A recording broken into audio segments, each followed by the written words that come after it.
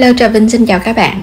Hôm nay thì mình sẽ chia sẻ cái công thức để làm bánh phở tươi nè, hay là mình làm phở cuốn, hay là cái phở này mình làm luôn cái bánh cuốn, bánh ướt cũng ngon luôn. Một công thức mà ra được nhiều món ngon ha. Bột thì nó dai trong và nó có cái độ mềm, mình để nguội nó không có bị cứng là cái bánh phở nó ngon. Thay vì mình ăn bánh cuốn, bánh ướt thì nó lạ miệng hơn chút xíu. Bây giờ thì mời các bạn mình cùng vào bếp để thực hiện nha. Đầu tiên thì mình chuẩn bị ở đây là 200g bột gạo. Bột gạo thì các bạn dùng loại nào cũng được. 50g bột năng hay là bột mì tinh. Mình có thêm chút muối. Với lượng bột này thì dùng là 600ml nước ha. Rồi pha bột luôn, các bạn sẽ cho hết lần lượt hai loại bột vô trong thau nè. Rồi cái mình cho muối vô. Rồi cái trộn sơ cái nha. Bột gạo thì mình dùng ở đây là loại hạt. Tiếp theo là cho nước vô. Rồi trộn đều lên. Mình sẽ khuấy cho cái hỗn hợp bột này nó tan mịn ra. Bột gạo lọc hay là bột gạo loại mịn, tinh bột gạo đều được hết luôn. Sau khi bột đã tan thì để yên nửa tiếng cho bột nó nghỉ. Phần nhân thì mình có ở đây là nạc ức gà ha. Các bạn dùng thịt bò hoặc là thịt nạc heo cũng được luôn. Bên đây thì mình có bắp cải nè, xắt ra nhỏ nhỏ, cũng không cần phải nhỏ quá đâu.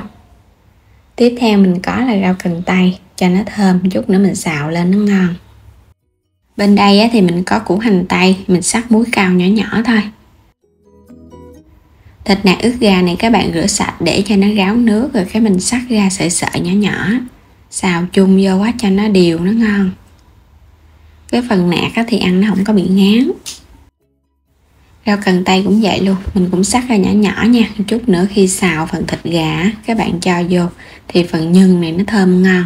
Mình làm theo cái kiểu phở đó. Làm xong rồi bây giờ đi xào nha. Mình cho cái phần củ hành tây vô xào trước cho nó dậy mùi thơm lên. Khi mà hành tây nó thơm thì các bạn hãy cho thịt gà vô. Thịt gà hoặc là thịt bò thì mình cũng làm tương tự như vậy đó. Mình xào cho nó thơm. Nó săn thơm lên này nè. Vậy là được rồi. Bây giờ các bạn tiếp theo mình sẽ cho cái phần bắp cải vô ha. Bắp cải và rau cần cho vô sau thì cho nó giòn ngon. Mình nêm vào muỗng canh đường, muỗng canh hạt nêm, muỗng canh dầu hào. Trộn tất cả các gia vị cho nó thấm đều. Cái phần này nó vừa chín tới thôi, ăn nó giòn ngon, không cần phải chín nhiều quá nó mềm á. Bước sau cùng là cho tiêu vô để dậy cái mùi thơm của phần nhân lên. Vậy là được rồi đó. Mình đảo đều một cái nữa rồi tắt bếp nha, để qua bên cho nó nguội. Quay trở lại thau bột, bây giờ cho vào muỗng canh dầu ăn. Các bạn trộn đều lên. Phần bột nếu có thời gian nhiều thì mình để cho nó nghỉ 1 tiếng thì bánh phở nó dai. Mình quét sơ cái chảo cho nó nóng với dầu ăn, xong rồi cái mình hãm múc bột vô. Thì cái bánh phở thì các bạn múc cho cái bột nó hơi dày một chút nha. So với cái bánh cuốn thì mình làm mỏng. Tráng đều một cái rồi đậy nắp lại chờ một chút xíu với lửa nhỏ vừa. Quay qua đây thì mình quét dầu. Rồi bây giờ thấy hơi nước nó bốc nhiều nè. Cái bánh nó trong cái bột nó trong, vậy là nó chín này ha. Vậy là được rồi, mình sẽ lấy ra. Úp ngược cái chảo ra cái thớt để có được cái bánh phở ngon. Tương tự thì mình cũng đổ vậy đó. Nếu mà làm mỏng quá một chút nữa mình cắt ra cái bánh phở nó không ngon đâu, phải đổ dày dày nó mới ngon. Cũng đậy nắp và chờ cho nó chín. Trong thời gian mà chờ cái bánh kia chín, bây giờ mình cho nhân vô mình cuốn cái bánh này.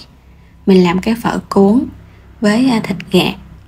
Mình làm cái phở cuốn với thịt gà và củ hành thì mình cho vào cuốn luôn. Hoặc là các bạn có thể cho thêm cải xà lách vào trong ha. Rồi cái mình cuộn lại cũng ngon luôn. Làm tương tự mình để qua một bên. Nhớ thoa dầu nha. Mỗi cái bánh thì các bạn nhớ thoa dầu để cái bánh không có bị dính chùm lại Mình làm ra cái nào thì cuốn cái đó cho nó đừng có bị dính. Và đây là cái phần bánh phở sau cùng, mình không có cuốn mà các bạn sắp nó vô. Rồi một chút nữa mình sắp. Bánh phở dai ngon này ha. Và thoa dầu thì nó không bị dính vào nhau. Từng cái bánh nó sẽ tách rời, các bạn có thể tách lớp dễ dàng nè ha. Bây giờ thì mình sẽ cắt sợi ra nhỏ nhỏ. Với cái chảo này thì mình làm cái khuôn cũng nhỏ, cho nên là cái sợi nó sẽ không được dài lắm đâu. Nếu mà các bạn làm cái sợi nó muốn dài hơn thì mình dùng cái kích cỡ cái chảo nó to hơn nha. Và mình dùng đây là cái đồ bằng nhựa đó, cắt cho nó dễ. Nếu mà không có thì các bạn thoa dầu vào cái dao rồi cái mình cắt, nó dễ lắm. Làm kiểu này thì nó sẽ ra cái sợi bánh phở tươi nè, ăn cùng với nước súp hoặc là mình ăn phở trộn. Mình cắt xong hết rồi, bây giờ các bạn sẽ xé nó ra. Nó có dầu ăn cho nên là nó không có bị dính đâu. Và cái cách pha bột này thì mình thấy cái bánh phở nó có độ dai và độ mềm. Công thức này các bạn làm với bánh lá mà mình ăn cùng nước cốt dừa cũng ngon nữa nha. Pha thêm chút xíu nước lá dứa vô, thắng thêm nước cốt dừa để chan lên. Phở cuốn với thịt gà thì cho thêm hành phi lên. Vậy là có được 2 món ngon rồi. Vừa là bánh phở cuốn mà vừa là sợi phở để mình trộn luôn.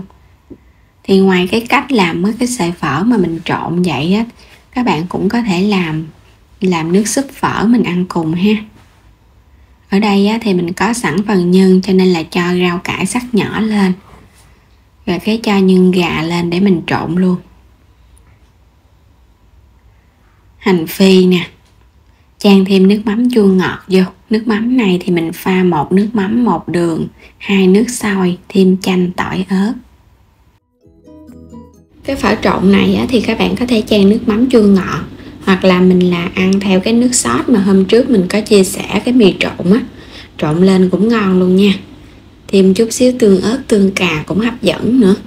Làm ăn cùng với thịt gà nè, hoặc là mình ăn với thịt bò. Sốt thịt bò bằm cũng ngon luôn. Mình thấy món nào áp dụng cho cái công thức bánh phở này cũng rất là tuyệt vời luôn á. Làm sẵn để dành ăn, vừa ngon vừa tiện lợi nữa nè. Bánh phở cuốn cũng ngon, hoặc là mình ăn theo cái dạng đây là bánh ướt nè, bánh cuốn. Rồi mình làm cái nhân thịt củ sắn cũng ngon luôn, ăn cùng với chả giò hoặc là nem chua. Bước nào cũng thành công mà ngon miệng, chỉ với cái cách pha bột đơn giản cùng với chiếc chảo chống dính. Ai cũng có thể thực hiện ngay tại nhà 2 món bánh ngon thưởng thức.